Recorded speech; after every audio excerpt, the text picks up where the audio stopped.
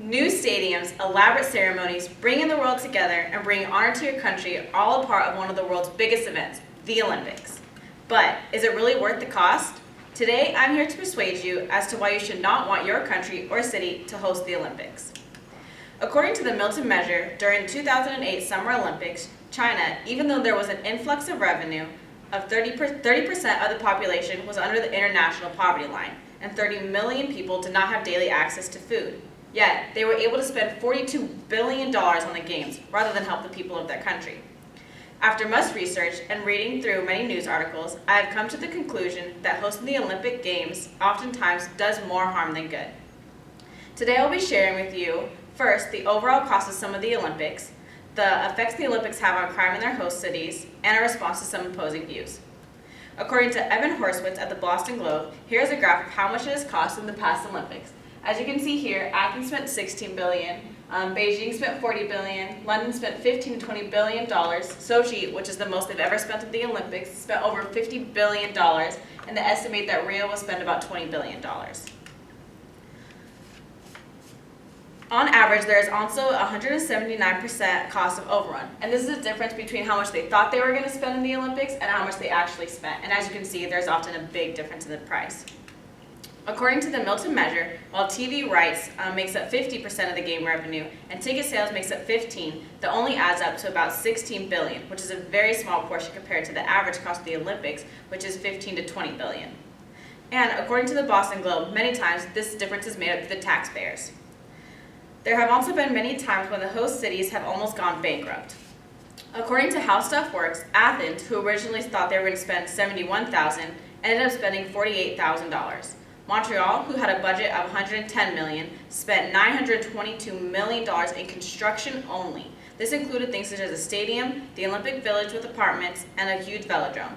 And it took them 30 years to pay this off. And to top it all off, they didn't win one gold medal that year. Australia, who planned to spend $4.6 billion, ended up with a final total of $15 billion, which included bleachers, a tennis court, and a restaurant that was only open for 1 hour in order to serve the Greek Prime Minister, which included new kitchen, new tables, new chairs, new everything, and 8 years later it is still abandoned. China, which is the second largest amount ever spent on the Olympics, spent $42 billion, mainly in infrastructure and visual improvements to facilities, or visual improvements such as flowers and electronic enhancements. According to Victor Matheson, professor of economics, there is very little evidence to suggest that hosting the Olympics provides much of an economic benefit at all. To help put this in perspective, according to The Wire, the Curiosity rover launched by NASA, which was sent to Mars, cost about $2.5 billion, while the Olympics on average cost 6 times that much. Now let's know a little bit more about the overall cost of the Olympics. Let's take a look at how the Olympics have an effect on crime in the host cities, and how it can add up to pay for the extra security.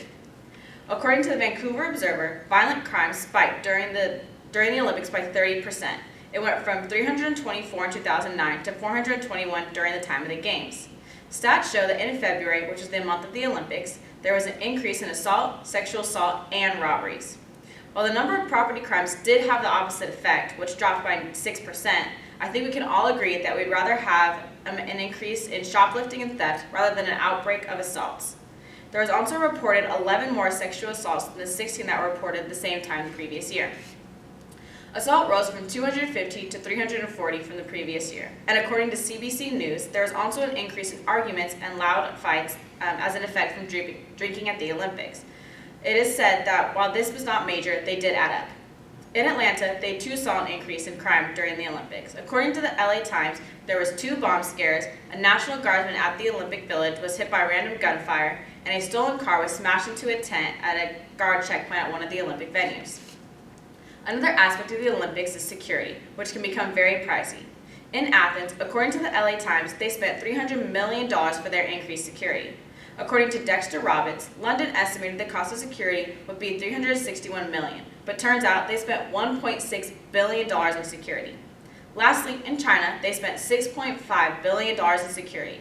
This included 34,000 People's Liberation Army soldiers and over 75,000 other security personnel. While it is extremely important to have a safe environment for the Games, is it really worth it to spend all this money and still see an increase in crimes? Now let's know a little bit more about how crime is affected during the Games. Let's talk about some of the opposing views you may have. Many of you may believe that hosting the Olympics is an investment in infrastructure. You may think that it helps the city and gives them new and useful buildings to use in the future, or that it improves the appeal of the city itself. However, that is not the case, and many times these new stadiums and buildings go to waste. While few stadiums have been built or are still used for things today, many of them go useless after the games are finished. According to today's Sochi, Greece built almost 24 facilities, and 10 years later, many of them have become abandoned. According to Gary Suchowicz, many of them have chain link fences around them and are covered with graffiti, and they have become a waste of billions of dollars. And as you can see here, these are the pictures of just how run down the stadiums have become. Also, the more famous bird's nest, according to the Milton measure that was used in the China Olympics, cost $480 million to build and $11 million a year to maintain. However, now it is becoming more of a burden. It is basically useless and has no long-term effects. Since it has an exposed roof, it leaves the building useless during the harsh and cold winter months and the very extremely hot and cold summer months. While it may be a popular tourist attraction, there is no logical reason to have this stadium, and it serves no purpose.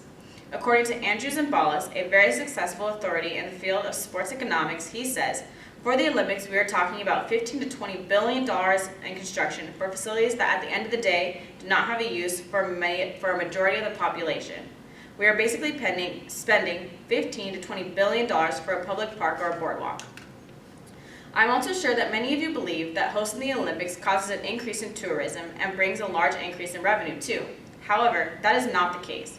According to Dr. Zimbalist, who often says, regular tourists who would normally visit the city during the Olympic event would stay away from the city when the games are not going on.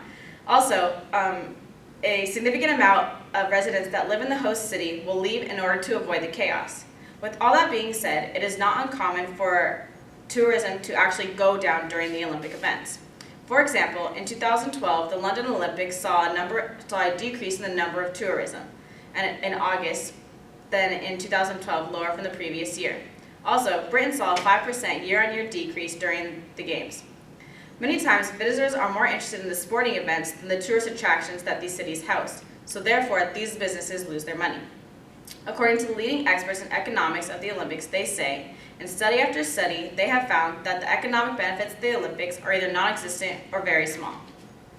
Today, I've shared with you a few reasons why hosting the Olympics is not very beneficial. I have shared with you today the billions of dollars that are wasted on infrastructures and stadiums, money that is wasted on security only to see an increase in violent crimes, and many times how it causes a decrease in tourism. Hosting the Olympics is like throwing a party. It may be fun, but it will not make you rich.